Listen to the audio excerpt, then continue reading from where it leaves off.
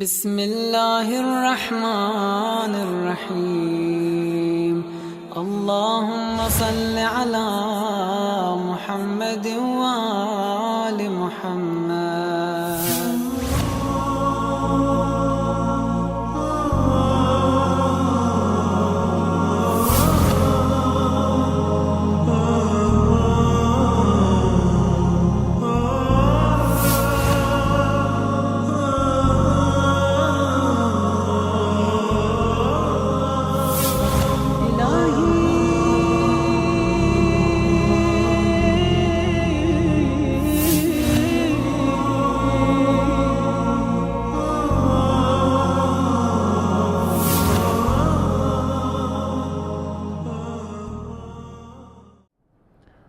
أعوذ بالله السميع العليم من الشيطان اللعين الرجيم. بسم الله الرحمن الرحيم. الحمد لله رب العالمين بارئ الخلائق أجمعين باعث الأنبياء والمرسلين، ثم الصلاة والسلام على أشرف المرسلين حبيبي وحبيب إله العالمين أبي القاسم المصطفى محمد وعلى آل بيته الطيبين الطاهرين وصحبه المنتجبين. Mes chers frères et sœurs, assalamu alaikum wa rahmatullahi ta'ala wa barakatuh. Nous sommes dans le cadre de l'enseignement de la jurisprudence islamique et comme vous avez suivi l'évolution de ces cours, mes chers frères et sœurs, nous étions arrivés aux actes annulatifs du jeûne du mois de Ramadan et en plus les autres jeûnes facultatifs. Et nous avons essayé, mes chers frères et sœurs, de parler de ces actes et nous étions arrivés, mes chers frères et sœurs, comment alors essayons de rattraper le jeûne, Inch'Allah. Et nous allons essayer de parler de ça, mais avant de parler de cela, il est important que nous puissions souligner un point important lorsqu'on parle des actes à éviter par celui qui observe le jeûne. Il est demandé à celui qui observe le jeûne d'éviter certains actes, même si ces actes-là ne sont pas aussi annulatifs du jeûne, mais il est demandé de les éviter. Donc, on fait partie, mes chers frères, poser tout acte causant la fatigue, telle que la prise du sang, et les actes qui causent la fatigue du corps physique. Lorsqu'on veut parler en exemple, la prise du sang, et nous avons aussi humé la plante aromatique réellement que dans les maisons, il n'est pas interdit de se parfumer, mais il est demandé, mes chers frères et sœurs, de s'en éloigner. Aussi mouiller le vêtement qu'on porte sur soi-même, il est demandé, mes chers frères et sœurs, de ne pas aussi imprégner le vêtement dans l'eau et soit mouiller et les porter. Souvent, il y a d'autres personnes par la forte chaleur essaient de mouiller totalement leurs vêtements et après porter pour pouvoir mieux supporter cette chaleur. C'est brosser les dents avec une brosse aussi humide, cure-dent humide, brosse humide. Donc, mon cher frère et sœurs, il est demandé d'éviter ces actes-là, même si ils ne sont pas annulatifs et interdits.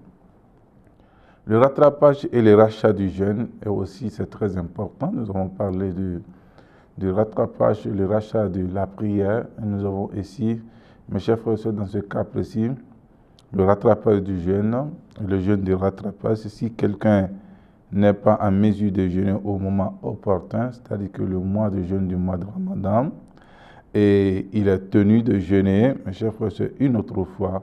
Si vous êtes malade, vous êtes en voyage et autre chose, en état menstrué, etc., à ce qui concerne les femmes, il est demandé alors de jeûner un autre jour ou un moment aussi opportun. Donc il est tenu de jeûner une autre fois. On appelle jeûne de rattrapage ou sawmul qada.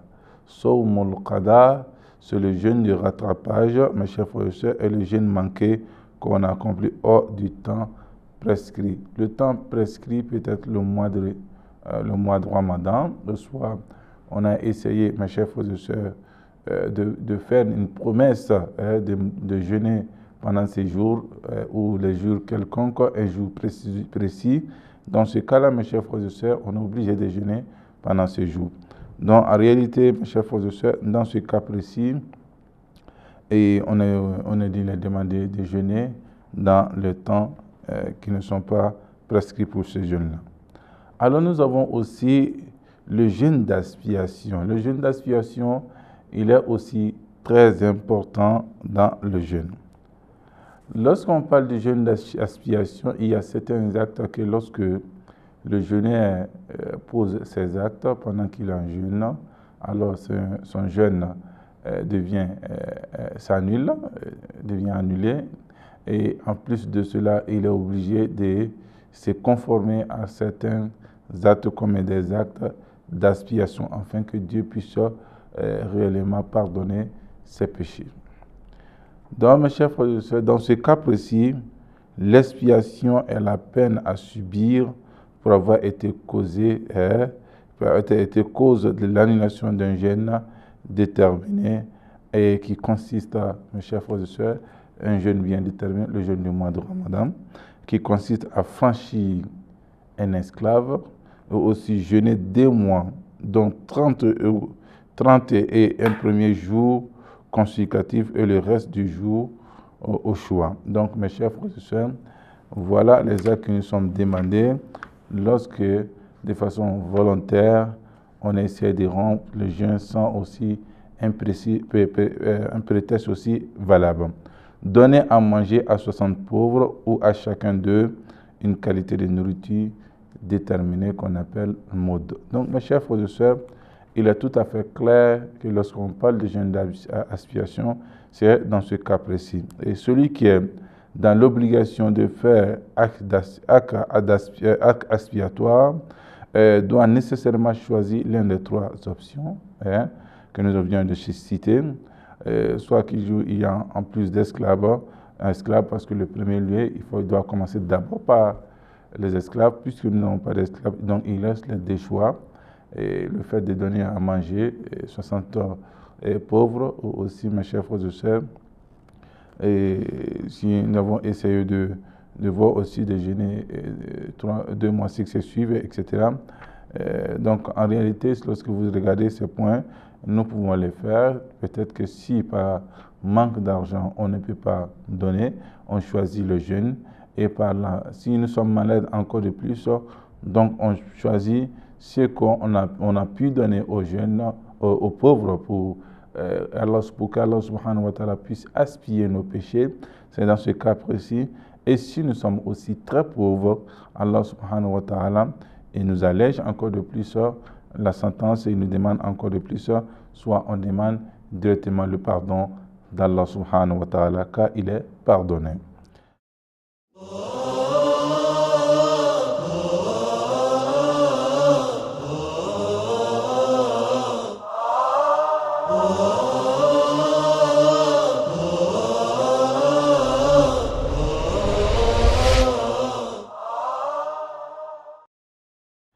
On a tenu de rattraper le jeûne, non de faire acte expiatoire dans les cas ci-dessous. Il y a des jeûnes de rattrapage, il y a aussi rattrapage et acte d'expiation. Donc, mes chers frères et sœurs, cela est très important que nous allons essayer. Et il y a des jeûnes, lorsqu'on rend le jeûne, on n'est pas obligé, on n'est pas demandé de faire un acte expiatoire. Donc, en premier lieu, nous avons vomi de manière exprès. Vomi de manière exprès, il n'est pas demandé de faire un acte expiatoire. Oublier de faire le ghusl ou le janaba durant le mois de Ramadan et jeûner un ou plusieurs jours dans cet état-là, on n'est pas demandé, mes chers frères et sœurs, de faire des actes expiatoires. On doit seulement rattraper le jeûne. Ne s'étant pas rendu compte que durant le mois de Ramadan qu'il fait déjà l'aube et non, on pose un acte qui annule le jeûne, par exemple, mes chers frères et sœurs, ayant bu de l'eau, on se rend compte qu'après qu'il faisait déjà l'aube. Donc, dans ce cas précis, les cas que nous avons cités, mes chers frères et sœurs, nous sommes demandés, même si souvent c'est volontaire, et nous sommes demandés quelque part de de rembourser, de rattraper ce jeûne-là et en plus de faire un acte expiatoire. Nous avons cela et c'était fié aux paroles de celui qui a affirmé qu'il ne faisait pas encore l'aube. C'est quelqu'un qui vous affirme cela, mes chers frères et sœurs.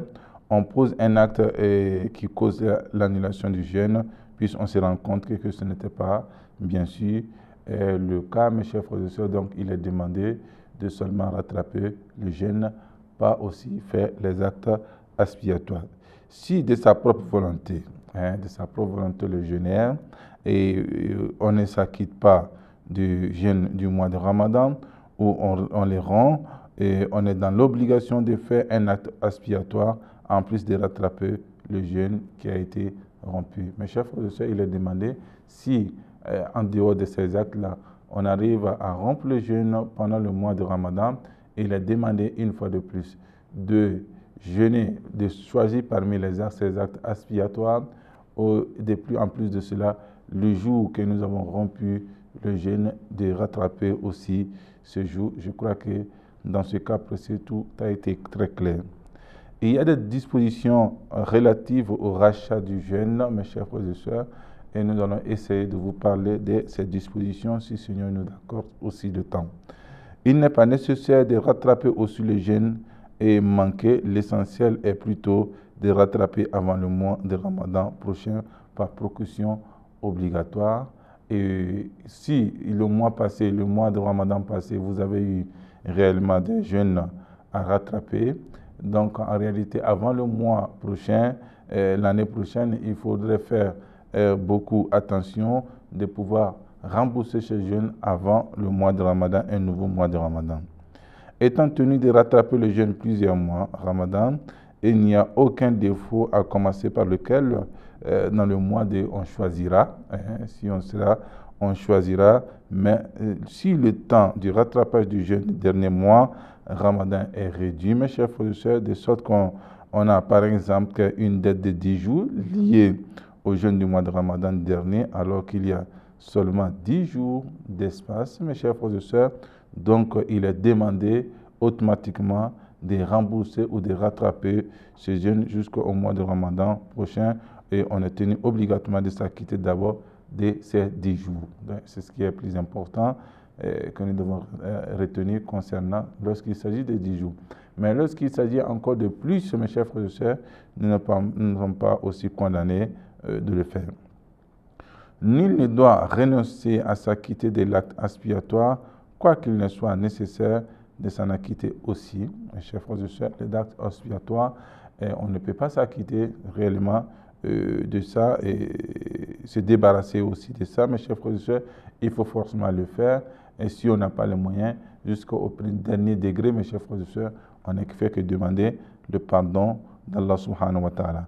Si on a pu jeûner à cause, par exemple, du voyage, on n'a pas pu jeûner, par exemple, du voyage, mes chers frères et sœurs, et qu'on n'a pas eu la volonté jusqu'au mois de Ramadan de l'année suivante de rattraper le jeûne manqué, on est tenu au nôtre, mes chers frères, de rattraper le jeûne de compensation de chaque jour où on n'a pas observé le jeûne. On doit compenser chaque jour où on n'a pas aussi observé le jeûne. Si on est soi-même, mes chers frères, c'est la cause d'annulation du jeûne à la suite d'un acte prohibé, mes chers frères et sœurs, tel l'anonisme, et on est tenu par précaution obligatoire de s'acquitter, mes chers frères et sœurs, de toutes les trois options des actes d'expiation. Donc, il faut essayer réellement de noter et ce point-là, mes chers frères et sœurs, si on a en soi-même la cause d'annulation du jeûne, à la suite d'un acte prohibé tel l'onanisme ou la fornication et autre chose, mes chers frères et sœurs, et on est tenu par précaution obligatoire de s'acquitter de toutes les trois options d'expiation, franchir un esclave, aussi, mes chers frères et sœurs, si on peut jeûner pendant 2 mois et aussi donner le monde à 60 pauvres, mes chers frères et sœurs.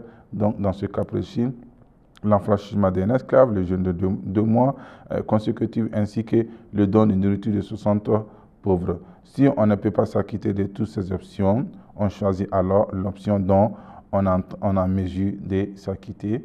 Donc, mes chers frères et sœurs, je crois que sur ces points, il est tout à fait différent des autres points. Là, on a essayé, pas seulement avec un acte licite, mais avec un interdit, on a rompu le jeûne lorsqu'on rompt le jeûne avec un interdit, tel que l'anonisme, tel que, je vais parler de la fornication, etc., mes chers frères et sœurs, donc il est demandé alors de faire l'acte d'expiation de ces trois expiations. Donc, mes chers frères et sœurs, je crois que nous devons être prudents dans ce cas. Si on a été empêché de jeûner à cause d'une maladie qui s'est prolongée jusqu'à l'année suivante, l'année passée, nous n'avons pas jeûné jusqu'à le mois de Ramadan encore qui nous ont suivis, et on est tenu de donner, mes chers frères et sœurs, pour chaque jour qu'on n'a pas jeûné, une portion mode de nourriture aux pauvres, vu que le rattrapage ne s'impose plus. Donc, mes chers frères et sœurs, après le mois de Ramadan, on fait le jeûne du mois de Ramadan. Après le mois de Ramadan, on rembourse on donne encore le mode. Mes chers frères et sœurs, je crois que c'est tout à fait clair, qui équivaut, mes chers frères et sœurs, à 700 et quelques grammes. Donc, mes chers frères, le cas où ni le rattrapage ni le rachat ne sont pas imposables. Donc, il faut comprendre aussi, il y a des cas précis, ni le rachat ni le rattrapage ne sont pas imposables, et nous allons essayer, mes chers frères et sœurs, d'y revenir, si Dieu le veut, sur ces points-là. Le point, mes chers frères et sœurs, on dit que le jeûne non accompli avant l'âge de la majorité, oui, il n'y a pas de rattrapage.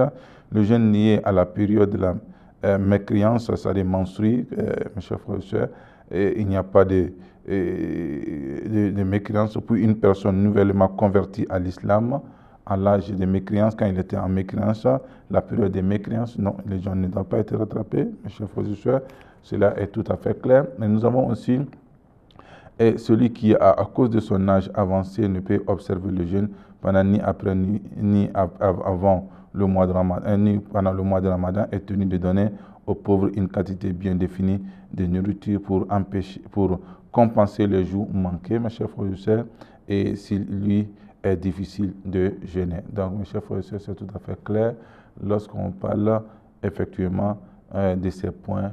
Inch'Allah, sur ce, mes chers frères et sœurs, et je vous dis, Inch'Allah, nous allons continuer, essayer de vous faire parler le jeûne du voyageur, et nous allons vous parler aussi de ça, Inch'Allah, dans la séance prochaine. Et sur ce, je vous dis, mes chers frères et sœurs, Assalamu alaikum wa rahmatullahi ta'ala wa barakatuh.